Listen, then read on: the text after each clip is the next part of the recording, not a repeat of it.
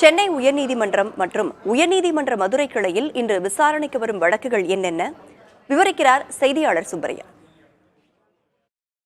சென்னை உயர்நீதிமன்றம் மற்றும் மதுரை உயர்நீதிமன்ற கிளையில் இன்று விசாரணைக்கு வரவுள்ள முக்கியமான வழக்குகள் குறித்து பார்க்கலாம்.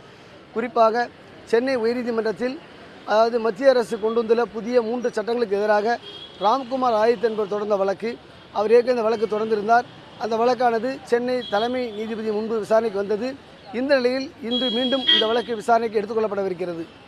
அடுத்தபடி அவர் வழக்குன்னு பார்த்தீங்கன்னா, போதைப்பொருள் கடத்தல் வழக்கில் கைதாகி சிறையில் உள்ள ஜாபர் சாதிக் தொடர்பான வழக்காகும்.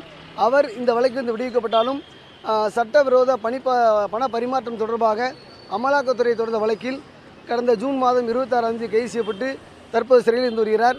அவர் சென்னை முதன்மை அமர்வு நீதிமன்றத்தில் ஆஜர்படுத்தப்பட்டிருந்தார். இந்த நிலையில் கடந்த வாரம் ஆஜர்படுத்தப்பட்ட போது 3 நாட்கள் அவருக்கு அமலாக்கத்துறை காவல் எடுத்து விசாரிப்பதற்கு அனுமதி வழங்கப்பட்டது.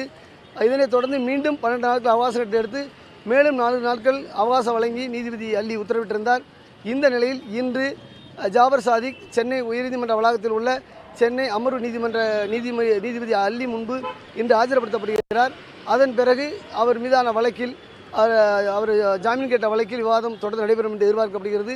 அடுத்தபடி அவர் முக்கியமான வழக்கு பார்த்தீங்கன்னா சவுக்கு சங்கர் தொடர்பான வழக்காகும். சவுக்கு சங்கர் குண்டத்திருப்பு சட்டத்தில் அடைக்கப்பட்டதை எதிர்த்து அவரது தாயார் கமலா தொடர்ந்த வழக்கு உச்சநீதிமன்றத்திற்கு சென்றது அடுத்து மீண்டும் உயர்நீதிமன்றத்தை அணுகுமாறு உச்சநீதிமன்றம் அறிவுறுத்தியிருந்தது.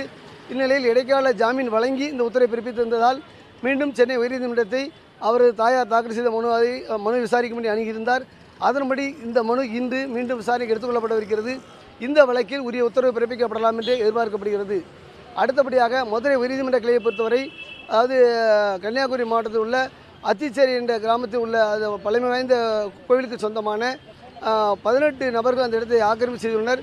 கோவில் நிலத்தை ஆக்கிரமிப்பு செய்து ரத்து செய்ய கோரி மதுரை உயர்நீதிமன்ற கிளையில் வழக்கு தொடரப்பட்டது. அந்த வழக்கானது இன்று மீண்டும் விசாரணைக்கு எடுத்துக்கொள்ளப்படவிருக்கிறது.